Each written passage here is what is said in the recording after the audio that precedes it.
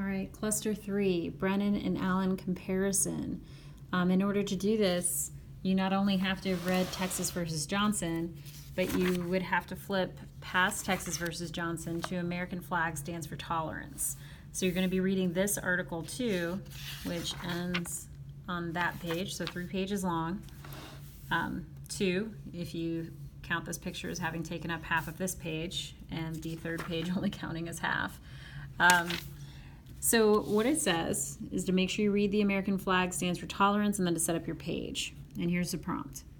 Even though both authors ultimately believe that flag burning is protected by the First Amendment, the focus of their rationale differs. How does each author use different diction, which is just their use of words, and examples to back up their opinion?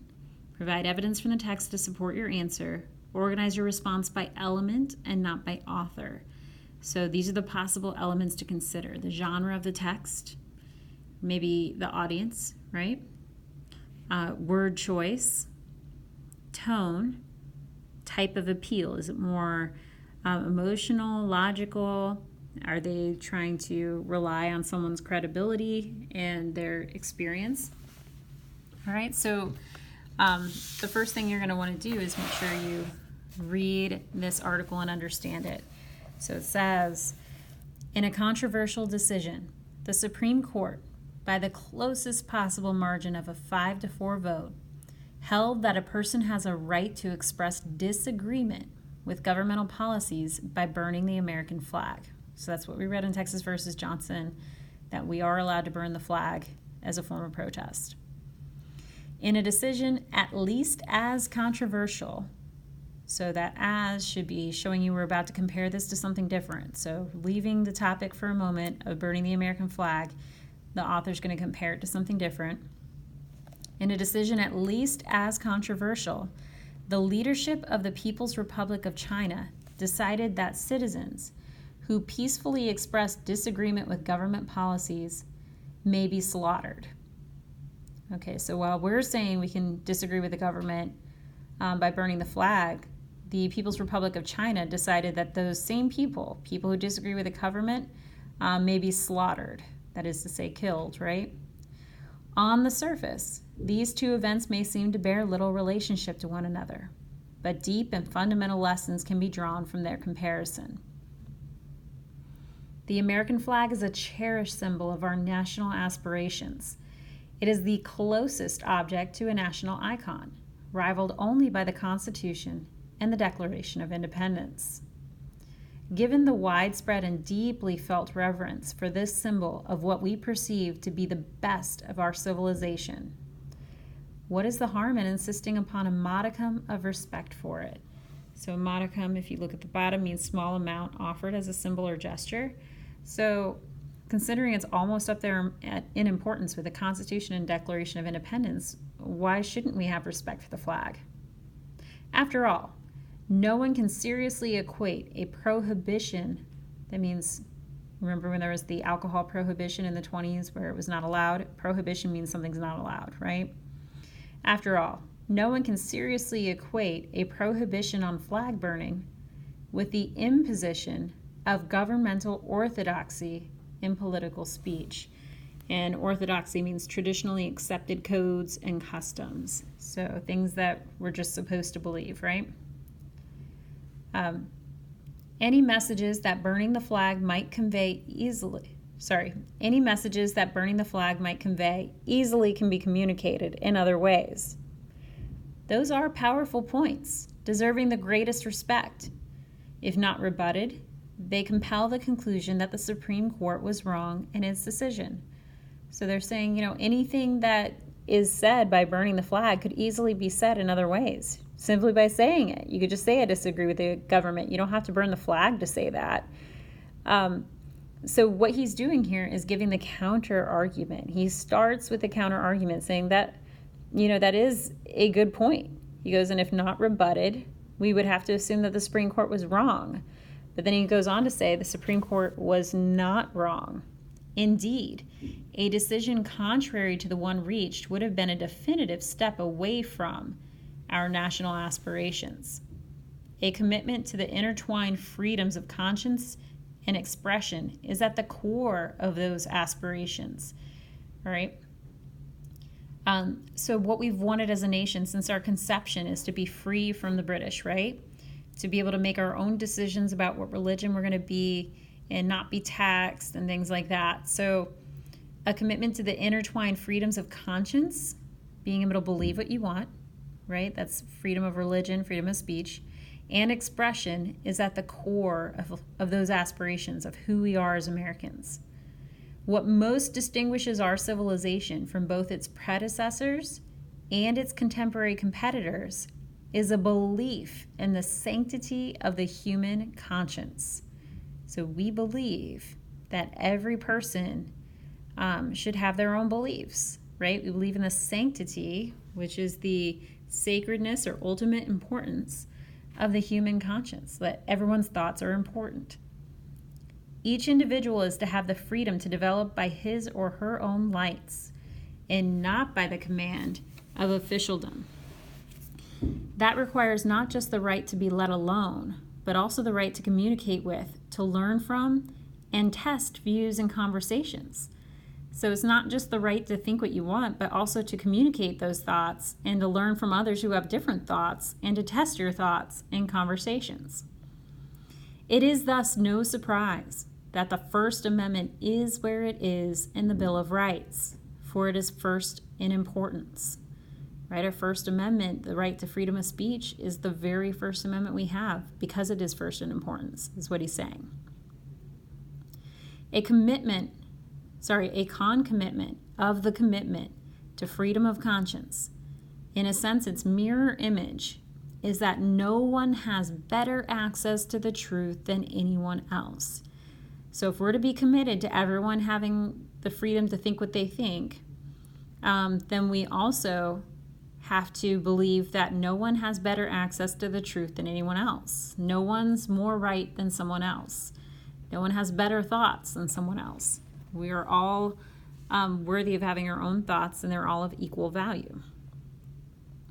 Official dogma is not better, perhaps no worse, than the beliefs of private citizens.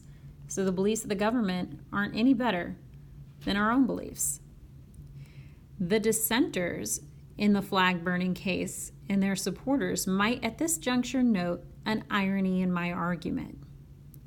My point is that freedom of conscience and expression is at the core of our self-conception, and that commitment to it requires the rejection of official dogma. We can't just believe what the government tells us to because they tell us to believe it. We should always develop our own thoughts on things. So that's what he's saying here. But how is that admittedly dogmatic belief different from any other dogma, such as the one inferring that freedom of expression stops at the border of the flag?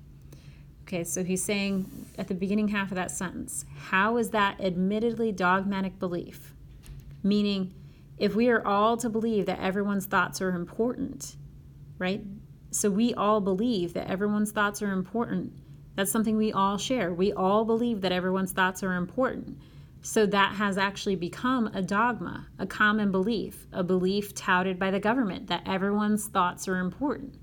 So he's showing you the irony there. The irony in believing that everyone's thoughts are important is that the very idea that everyone's thoughts are important has become a government idea, right? Something that is being passed along, a dogma.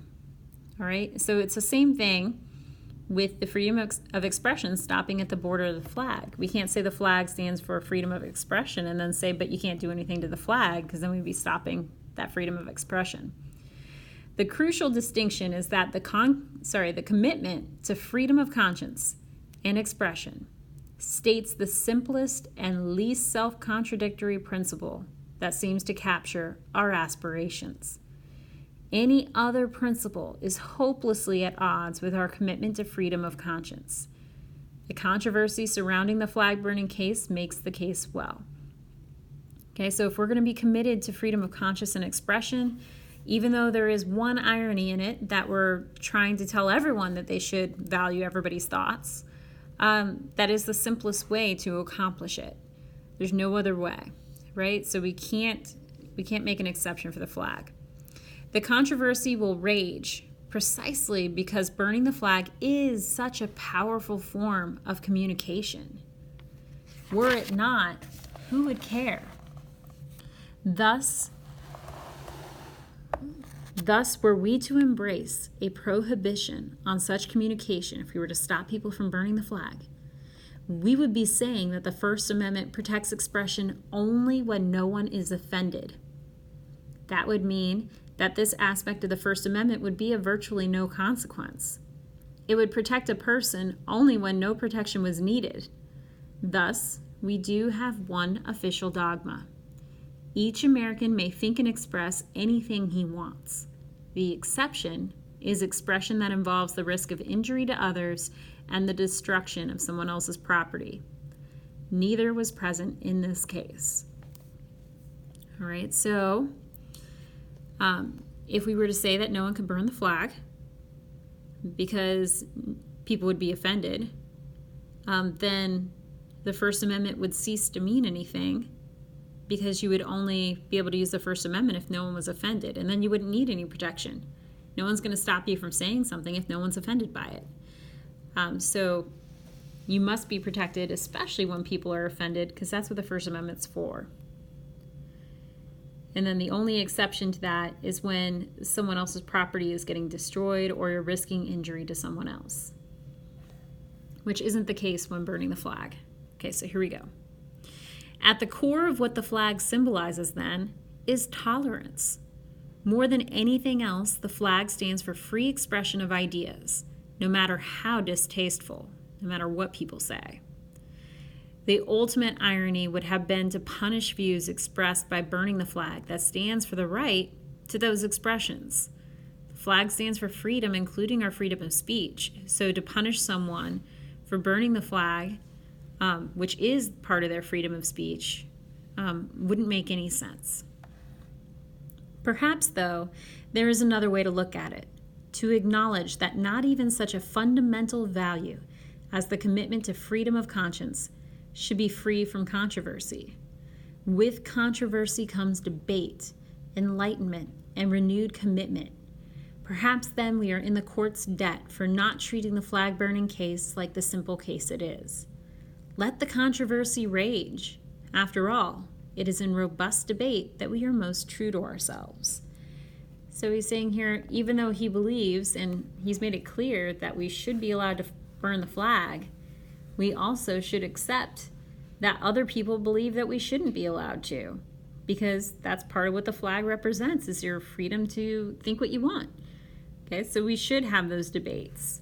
And he's saying, that this is in spirit with what the flag represents. All right, so when you go to compare these are the possible elements to consider. So what we just read, it says a newspaper editorial, right? An editorial is in a newspaper. An editorial will be in the opinion section of the newspaper. So this is not an article of fact. This is an opinion written by Ronald J. Allen. Just as the Texas versus Johnson is a majority opinion, but this is a court opinion. Like, would you expect a normal person to go and read a court opinion? Probably not. Court opinions are meant to be read by lawmakers, by judges, by people, highly educated in the law, right? So the fact that we're reading it, I guess, is an exception because we're high school students. But the intended audience here is obviously someone far more sophisticated than an American flag stands for tolerance, which, if it's in a newspaper, could potentially be read by anyone. So maybe when you discuss it, you might say Justice Brennan is clearly gearing his argument towards this audience, while Allen is looking to gear his argument towards this audience. Are the word choices different? Like, are they using more sophisticated words in one than the other, or are they both equally sophisticated? They could have something similar, too. It doesn't have to be that they're different. Maybe one uses metaphor in a comparison, or maybe the other one doesn't. So I think there was a metaphor in the Texas versus Johnson, if I go back and look for a second. Or maybe not. It does talk about the flag's special role. So what Allen refers to as freedom of conscience maybe is what Brennan refers to as the flag's special role.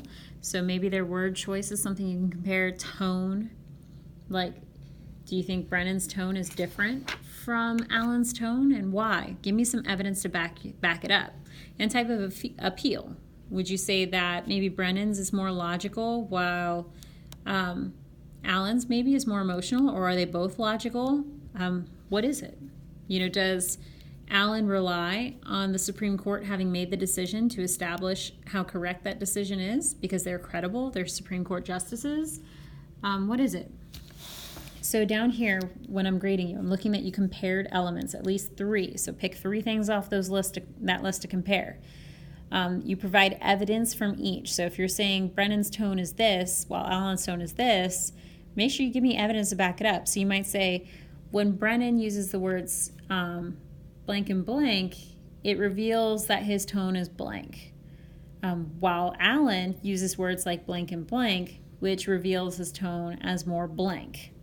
That would be a fine way to state it. So just make sure you have at least 3 pieces of evidence from Brennan. It doesn't always have to be quoted. It can be in your own words too.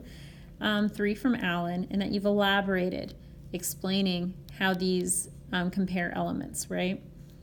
And then total out of 15. And it should look on your paper like this, where you have the title, you write your paragraph, you've got my rubric down here, and then you're rating yourself on the RI 3.7 scale. You can find the scales in your notebook. Let me know how you think your scale, or how you think you ranked based on the paragraph you wrote on the scale. Are you 1, 2, 3, 4, or 5? Make sure you read the actual description so you know which one you think you might fall under. Okay? And that's all.